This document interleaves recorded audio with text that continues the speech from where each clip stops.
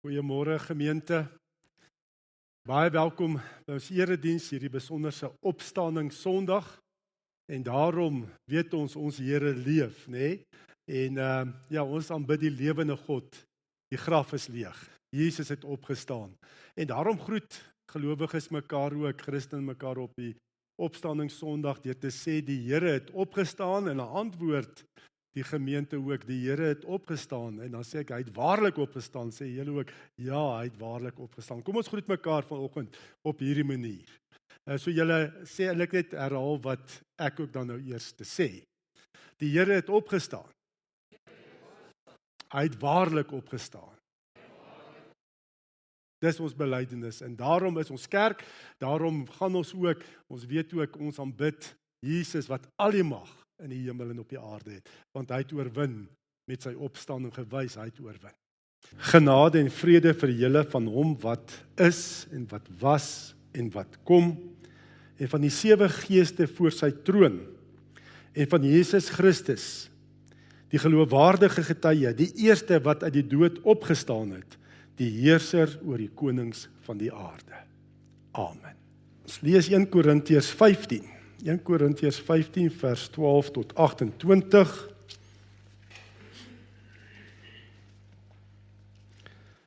Korintiërs 15 vers 12 tot 28. Ek lees uit die 83 vertaling. Ons fokusvers is vers 17 en tot 19. 1 Korintiërs 15 vanaf vers 12. As ons dan verkondig dat Christus uit die dood opgewek is, hoe kan party van julle nog beweer dat daar geen opstanding van die dooies is nie? As daar geen opstanding van die dooies is nie, beteken dit dat Christus ook nie opgewek is nie. En as Christus nie opgewek is nie, is ons prediking sonder inhoud en julle geloof ook sonder inhoud.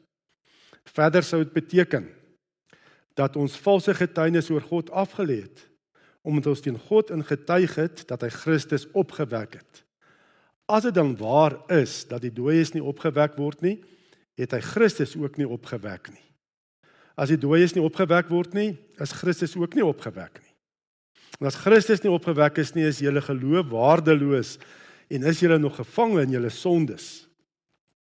Dan is ook die wat in Christus gesterf het, verlore. As ons net vir hierdie lewe ons hoop op Christus vestig, is ons die bejammeringswaardigste van alle mense. Maar nou, Christus is opgewek uit die dood as eersteling uit die wat gesterf het. Aangesien die dood deur 'n mens gekom het, het die opstanding van die dooies ook deur 'n mens gekom. Net soos almal deur hulle verbondenheid met Adam sterf, so sal almal in Christus lewend gemaak word. Maar daar's 'n volgorde. Die eersteling is Christus, daarna by Christus se koms die wat aan hom behoort. Daarna kom die einde, wanneer hy die koningskap van God die Vader oordra, nadat hy elke mag, elke gesag en krag vernietig het. Hy moet as koning heers totdat die Vader al sy vyande aan hom onderwerp het. Die laaste vyand wat vernietig word is die dood. Daar staan immers geskrywe, alles het hy aan hom onderwerp. Maar as die skrif sê dat alles aan Christus onderwerp is dit duidelik dat die Vader wat alles aan hom onderwerp het, uitgesonder is. Wanneer alles dan aan Jesus onderwerp is, sal hy hom ook self onderwerp aan die Vader, wat alles aan hom onderwerp het. So sal God alles wees vir alles.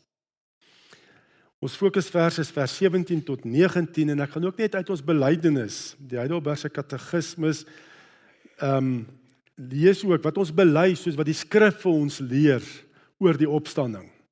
En die vraag word gevra, watter nut het die opstanding van Christus vir ons? Hoekom is dit so belangrik? Ons het met Vrydag by mekaar gekom, die kruisiging herdenk, maar hoekom is vandag ook so belangrik, né? Die opstanding Sondag. Dan bely ons, soos wat ons leer uit die woord. Ten eerste het hy deur sy opstanding die dood oorwin, sodat hy ons die geregtigheid wat hy deur sy dood verwerf het, deelagtig kon maak. Ten tweede word ons nou ook deur sy krag tot 'n nuwe lewe opgewek. En ten derde is die opstanding van Christus vir ons 'n betroubare waarborg van ons salige opstanding. Ja, die Christelike geloof, die Christendom, is die godsdiens van die lente. En wat sê lente? Lente praat van nuwe lewe. En ek kom agter, dit raak nou 'n bietjie koelerig, die blare val af, het lyk of die plante doodgaan. Maar dan kom die lente. Daai dooie takke, skielik is dit amper sulke vonke, groen vonkies, van daai bloeisels en wat so uitkom uit daai dooie takke, praat van lewe. Ek onthou toe ek nog 'n perskeboord gehard het, perskeboord, dit was vir my wonderlik. Hoe by die lente hier in September skielik daai lewe, daai, en jy weet ook daai bloeisels van perskeboom, daai pink blommetjies, bloeisels. Praat van lewe. En dit is waaroor die Christendom ook gaan. Dit praat van lewe. Daar's lewe.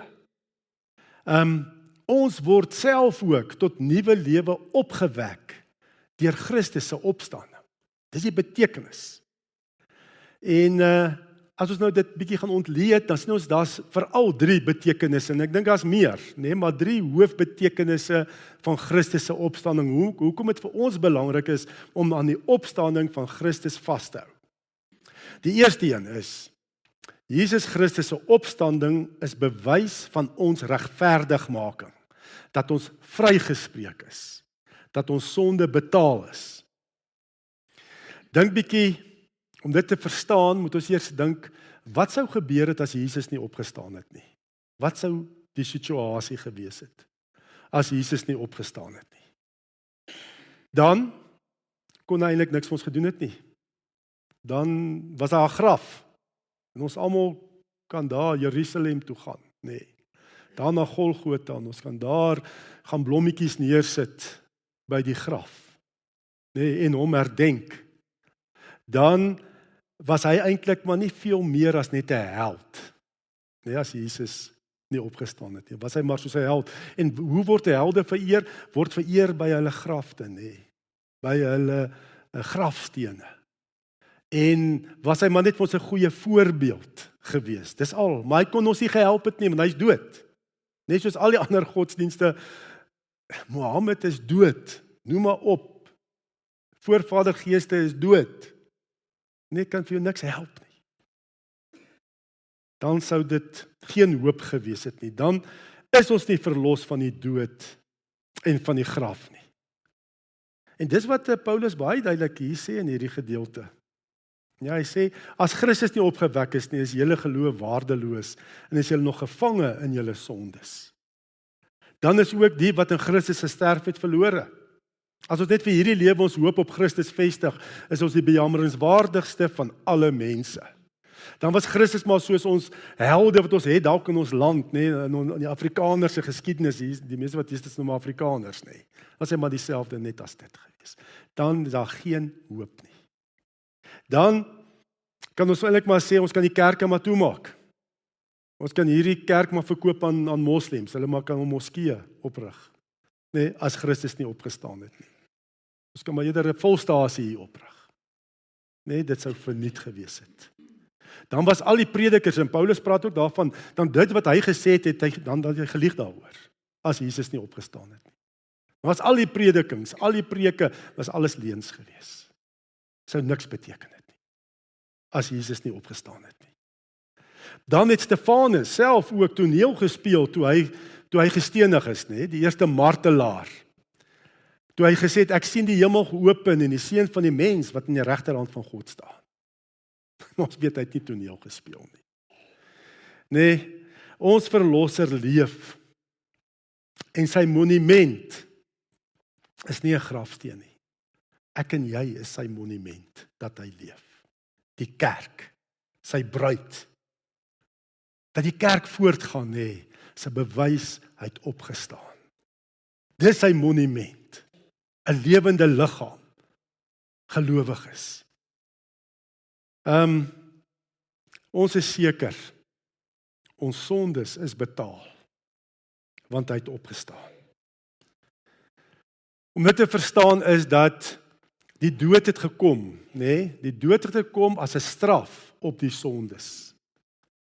So alle mense verdien die ewige dood, net vanweë jou sondes. As jy nie een sonde het nie, dan was jy alright, maar ons weet, nie een van ons het nie eers een sonde nie, ons het baie. Nee? En ons verdien die ewige dood. En hy het gekom, en hy het die straf op ons sondes op hom gevat. Jesus het gesterf. Nee. Hy is daar in ons plek aan die kruis vasgespijker. Ons het dit so duidelik beleef ook Vrydag, nee, met die stasies wat ons so deurgegaan het. En dit was my baie besonderse diens gewees, Vrydag. Jy kon beleef net waardeur Jesus, hoe hy net meer en meer verlaat is. Hoe sondaar mense hom bespot het. Die onreg wat hy aangedoen is. Nee, en dit is hy liggaamlike lyding, en op die einde is hy deur sy Vader verlaat. Dis die helse dood. Sy Vader het sy liefde en genade van sy seun onttrek, en net oordeel en straf van die wêreldse sondes op hom laat neerkom, daai 3 ure duisternis. Tot hy sê, dit is volbring. Hy het volmaak betaal vir al ons sondes. Jesus se opstanding is die bewys. Hy was sonder sonde. Want as hy sonde gehad het, moes hy daar ook gesterf het. Dan moes hy in die graf gebly het. Maar hy kon opstaan want hy het geen sonde gehad nie. En omdat hy geen sonde gehad het, kan hy nou daai regverdig, daai vryspraak vir ons gee. Ek kan ook dink ek wil vir my kind, ek kan vir my kind sterf nie. Maar ek kan dit nie doen nie, want hoekom? Ek moet sterf vir my eie sondes. Ek moet dood gaan vir my sondes. Ek kan nie in my kind se plek sterf nie. Al is ek hoe lief vir my kind. Die oordeel, straf op die sondes is die ewige dood. So niemand van ons kan vir iemand anders te sterf nie. Jy moet sondeloos wees. En dit is die bewys, Jesus was sondeloos. En daarom het hy opgestaan. Daarom het hy die dood oorwin. En kan hy nou vir ons die vryspraak, die regverdiging gee. Want hy hoef nie vir sy eie sondes te gesterf het nie. Hy het vir ons gesterf. Hy gee dit nou ook vir ons. En ons word regverdig gereken in Christus. Nee, as jy glo in hom, gee hy vir ons die vryspraak. Dit is soos medisyne wat Jesus vir ons verwerf het aan die kruis met sy opstanding. En hy gee nou vir ons die medisyne van vryspraak. En ons moet dit net drink. Maar die probleem is, ons is verder so verlam in die sondes nie. Ons is so diep geval in die sondes. Ons is geestelik eintlik so dood, geestelik verlam. Ons kan nie daai medisyne vat om dit te drink nie. Ons kan dit nie uit jouself, kan jy dit nie eers doen nie. En daarom het hy ook opgestaan uit die dood, om op te vaar hemel toe, om sy gees te stuur, wat die geloof in jou dooie hart wek. Dis hoekom almal glo nie, die gees moet kom en jou kom nuut maak, die geloof werk, die krag, die geestelike krag gee, om daai vryspraak te kan drink as 'n medisyne. Daarom het Jesus ook, dis wat staan ook, ja, wat Paulus sê in Romeine 4 vers 25, hy Christus vanweë ons oortredings oorgelewer en hy's opgewek, sodat ons vrygespreek kan word, sodat hy kon opvaar hemel toe om sy gees te stuur, om ook hy geestelike krag vir ons te gee. Nee, die geloof, om Jesus as my saligmaker, my verlosser te aanvaar. Dis alles net die Here se werk. Ons regverdigmerk is geen. Jy kan nie eers sê, weet wat, ek is gered, want ek het 'n beter besluit geneem as ou Piet by die werk, my kollega, wat teen Jesus gedraai het. Dat ek daai goeie besluit geneem het, is ook die Here se werk. En het ook deur die opstanding gekom, sodat Jesus opgevaar het en sy gees gegee het. Om jou hart lewendig te maak. Daar's niks wat ons kan sê, iets wat ek bygedra het, vir my verlossing, vir my regverdigmaking. Alles net die Here se werk. Alles, ons prys hom net. Daarom het hy opgestaan. Sodat jy vrygespreek, ek en jy vrygespreek is. Deur ons geloof wat die Gees in ons werk, om dit te aanvaar.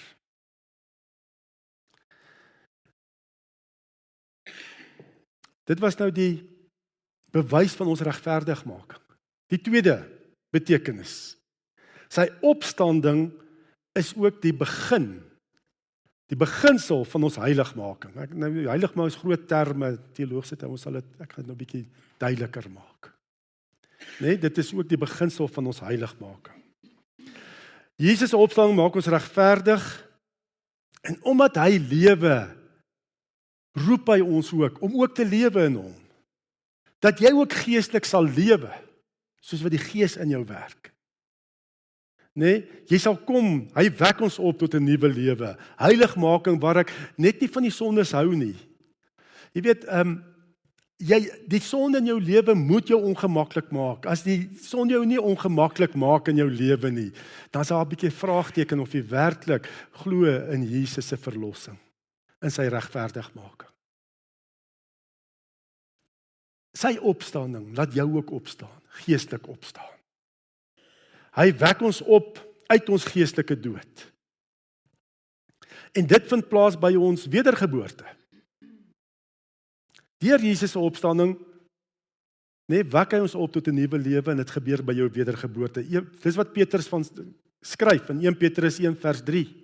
Geseënd is die God en Vader van ons Here Jesus Christus, wat na sy groote barmhartigheid ons die wedergeboorte geskenk het tot 'n lewende hoop deur die opstanding van Jesus Christus uit die dode. Deur sy opstanding het ook die wedergeboorte gekom deur die Gees.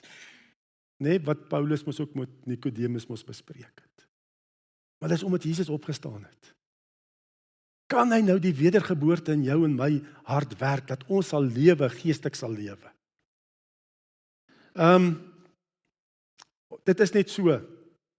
Jy weet as jy slaap en jy wil opstaan, wat kom eers oorrent? Nie jou voete nie. Jy gaan moeilik so opstaan. Of jou lyf. Wat kom eers tot op as jy opstaan? Dis jou kop, jou hoof. En dan kom die liggaam. En Jesus is ons hoof. Is ons kop. En ons is sy liggaam, lewende liggaam. En ons hoof, ons kop lewe en het opgestaan en daarom kom ons ook nou op tot opstanding. Om 'n lewende liggaam te wees, nie net Sondag hier by mekaar as jy uitgaan. Dan staan ons op en ons lewe. Geestelik lewe ons, want ons kop, ons hoof lewe.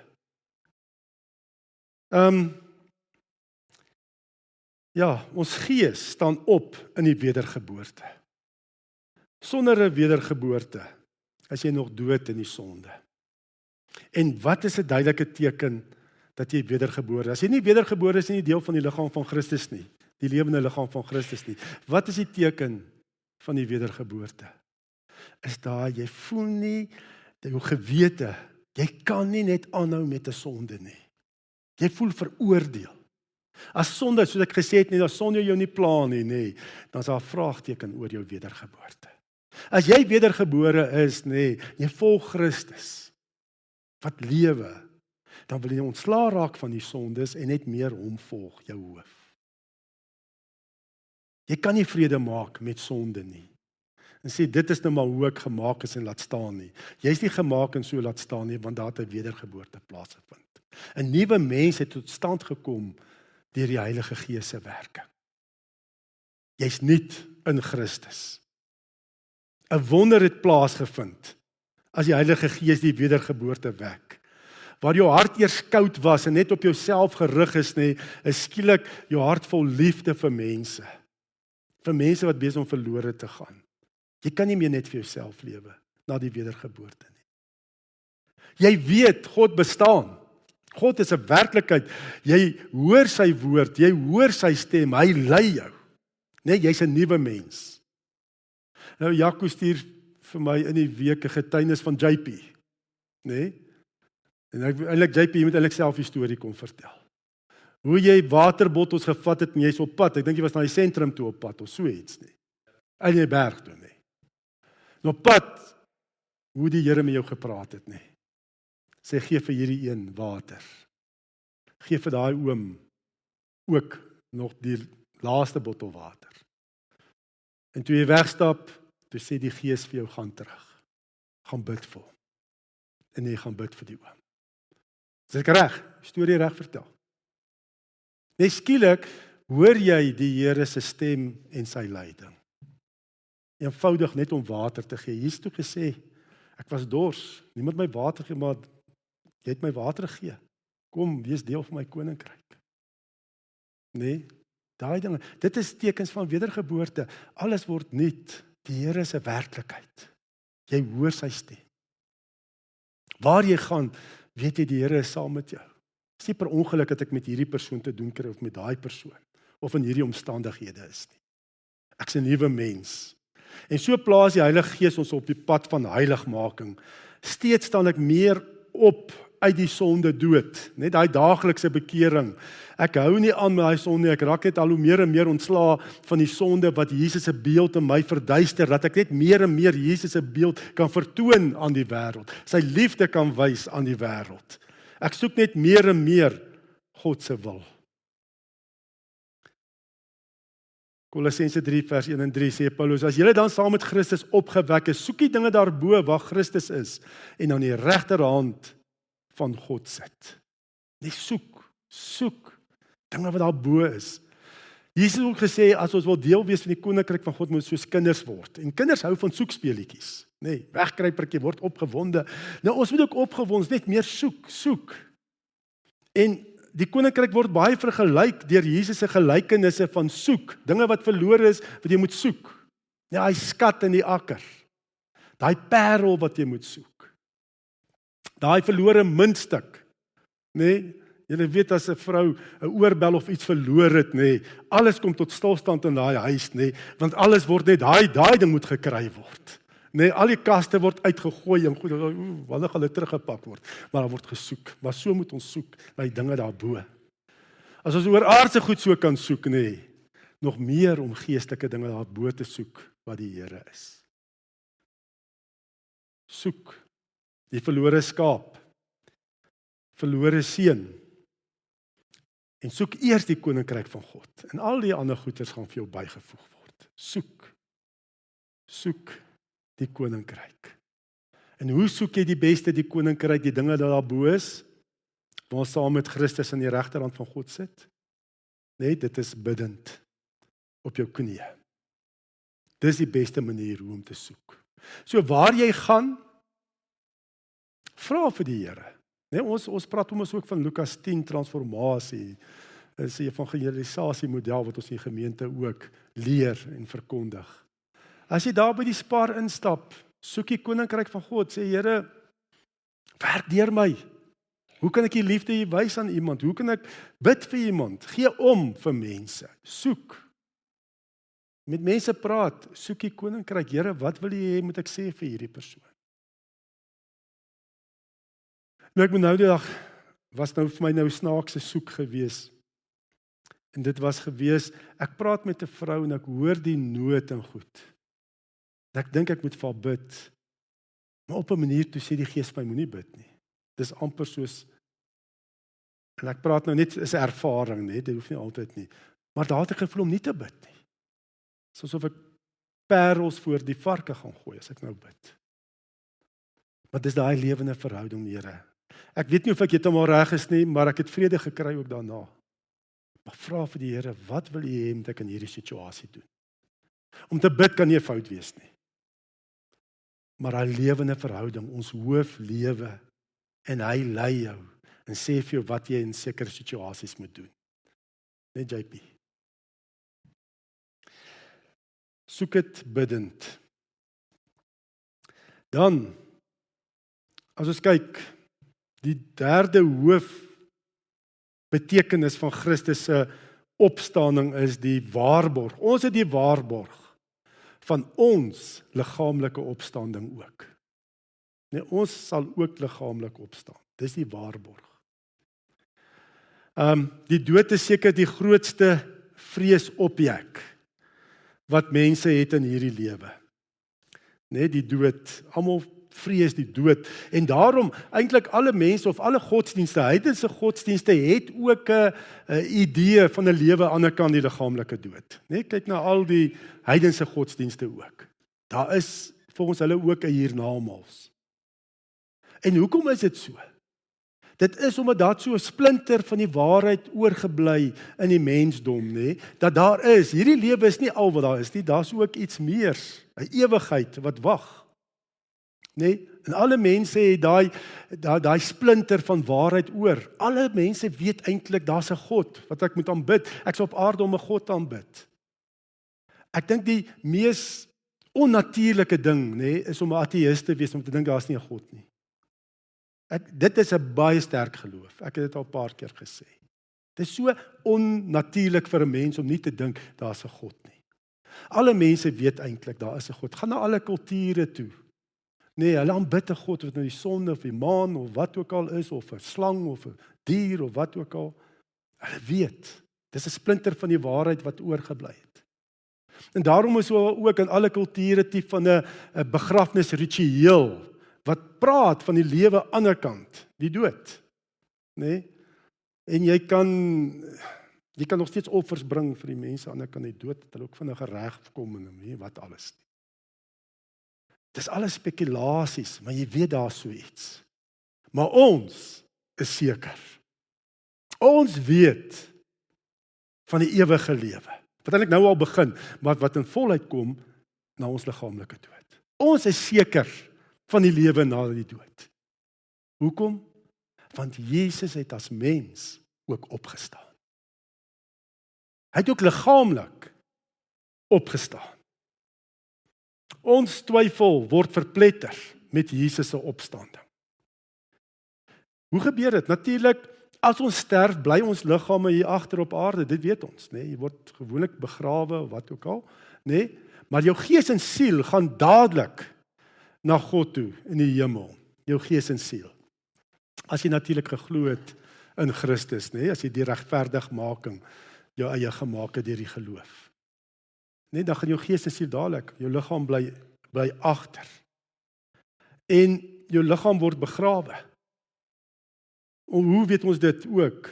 Nee, want Jesus dadelik, daar's nie 'n tussenin toestand nie. Jy weet dat die Romeinse kerk praat van die vage vuur waar siele nog gereinig word, wat nie goeie Rooms-Katolieke was nie, wat nog sonde, en dan kan jy nog geld betaal ook, dat jy weet dalk jou pa het dalk baie gedrink en gevloek, maar jy glo hy's nou in die vage vuur en jy kan gaan geld betaal, dat hy vinniger gesuiwer word, hy kan deurgaan na sy siel en gees na die hemel toe.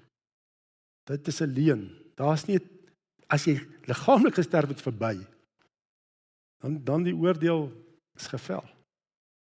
En jy gaan direk of hemel toe, jou siel en gees, of hel toe, as jy nie geglo het in Jesus nie. Want Jesus gesê, daai sekerheid, toe daai moordenaar wat langs hom gesterf het, sê, Here, dink aan my, wanneer jy in die koninkryk kom, het Jesus vir hom sê, vandag sal jy saam met my in die paradys wees. Daar's net tussentoestand, nog 'n geleentheid, of wat ook al nie. Dadelik. So jou liggaam word begrawe, maar op die laaste dag, dit wat ons hier gelees het ook, gaan jou liggaam ook opstaan uit die dood. Want die heerlikheid van die siele in die hemel, nê, is nog nie voluit nie. Is nog nie volmaak nie. Want wanneer is 'n mens volmaak mens? Na liggaam, siel en gees. So die heerlikheid is net na gees en siel. Maar die gestorwe geliefdes wat gesterf het in Christus, hulle sien uit dat Christus die laaste dag weer sal terugkom om finaal te oordeel oor hierdie aarde. Want dan gaan hulle liggame ook opstaan. En die heerlikheid om by die Here te wees gaan volmaak wees, na liggaam, siel en gees. So ons liggame gaan opstaan. En wat is die waarborg? Omdat Christus opgestaan het. Hy het liggaamlik opgestaan. Daar's 'n menslike liggaam in die hemel. En dis die liggaam van Christus. Jesus, toe hy opgestaan het uit die dood, was hy nie 'n spook nie, net 'n gees nie. Hy het ook liggaamlik opgestaan. Hulle kon hom herken. Hy kon hom vat. Hy het mos vir Thomas gesê, kom, druk jou vingers hier in die gate in my sy. Hy het saam met hulle geëet. Nee, dit was 'n fisiese liggaam gewees. Sy liggaam het die dood ingegaan en sy liggaam het die dood weer uitgekom. As oorwinning. Die verskil was, dit was 'n verheerlikte liggaam. 'n liggaam wat vir ewig gaan bestaan. Jesus se liggaam was so gewees, hy kon verskyn, daar waar die disippels in die boefretrek toegesluit was, kon hy skielik tussen hulle staan en met hulle praat. En dan kon hy weer weggaan. Hy kon deur toe deure gaan. Dit is 'n verheerlikte fisiese liggaam, maar verheerlikte liggaam. Hy kon deur net selfde wil opvaar hemel toe. Nee, dit was 'n verheerlikte liggaam. En as jy 1 Korintiërs, gaan lees daai 1 Korintiërs 15, is 'n baie troosryke hoofstuk. Daar praat ook van die opstandingsliggaam, verdere verse vanaf vers 35. Nee, dan praat Paulus, jou liggaam wat ons in die grond sit met die begrafnis, nee, is soos 'n saadkorrel, soos 'n koringkorrel. Nee, maar wat is die verheerlikte liggaam? Daai koringplant wat opkom. Dit is 'n goeie vergelyking. Julle weet die korrel van 'n koring is maar eenvoudig, dit lyk soos niks. Maar daai koringplant is soveel meer. En dis die liggame waarmee ons gaan opstaan op die laaste dag. Dit gaan 'n verheerlikte liggaam wees. Soveel meer verheerlik soos wat die saadkorrel, die natuurlike liggaam en die verheerlikte die koringplant. En daarom praat Paulus ook Romeine 8 vers 11. Om die gees van hom deur wie Jesus uit die dood opgewek is, in julle woon, sal hy deur wie Christus uit die dood opgewek is, ook julle sterflike liggame lewend maak deur sy gees wat in julle woon. 1 Tessalonisense 4 vers 14. Ons glo immers dat Jesus gesterwe, maar ook opgestaan het. Net so glo ons ook dat God saam met Jesus die ontslapenis wat aan hom geglo het, na hom toe sal neem. En natuurlik die ongelowiges gaan ook opstaan. Maar dit gaan wees tot hulle nadeel. So die gestorwe siele, ongelowige siele in die hel, sidder dat Christus weer op die laaste dag moet terugkom om finaal te oordeel. Hoekom? Want dan gaan hulle straf volmaak wees. Na liggaam, siel en gees. Jesus het gesê, Johannes 5 vers 28 en 29, daar kom 'n tyd wanneer almal wat in die grafte is, sy stem sal hoor en uitgaan. Die wat goed gedoen het, sal opstaan en lewe, en die wat verkeerd gedoen het, sal opstaan en veroordeel word. Dis hoekom dit so belangrik is dat ons sal uitgaan en sal gaan verkondig, Jesus het opgestaan. Dat ons geliefdes wat dalk nog nie glo in Jesus nie, en ook ander mense, kan kom tot geloof. Dat die Here deur jou kan werk, die wedergeboorte in mense se harte. Ons het die pand, of die waarborg. En wat is 'n pand? Dit is soos 'n trouring, nê? Ons het die trouring van Jesus se opstanding. En dit bring vir ons 'n groot troos. So 'n trouring of 'n pand is mos 'n teken van liefde en trou tussen 'n bruidegom en 'n bruid. So as ons sien ons liggaamlike dood kom nader, of jy nou siek is, word ouer of wat ook al, jy sien jou liggaamlike dood kom nader, dan het ons die pand van Jesus Christus se opstanding as 'n ring aan ons vingers. Dan hoef ons die dood nie meer so te vrees nie. Nee? Dit is ons 1 Korintiërs 15 verdere vers, daai vers 54 sê die dood is vernietig, die oorwinning is behaal.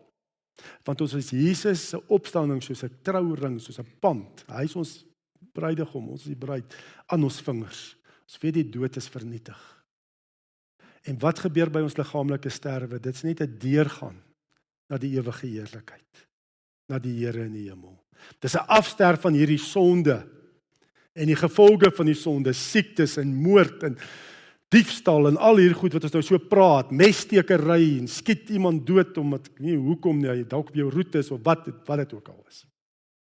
Ons sterf dit af. Ons gaan na ons hemelse tuiste. En ons weet, ons sal ook eendag liggaamlik weer opstaan met 'n verheerlikte liggaam.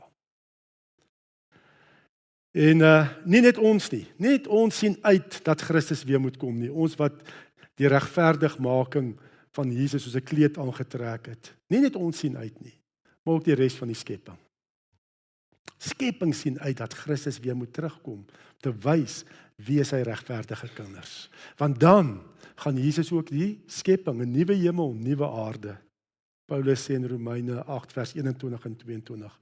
Die skepping sal self ook bevry word van sy verslawing aan die verganklikheid, om so tot die vryheid te kom van die heerlikheid waarin die kinders van God deel sal hê. Ons weet dat die hele skepping tot nou toe sug in die pyne van verwagting. Hulle wag dat Christus sal terugkom.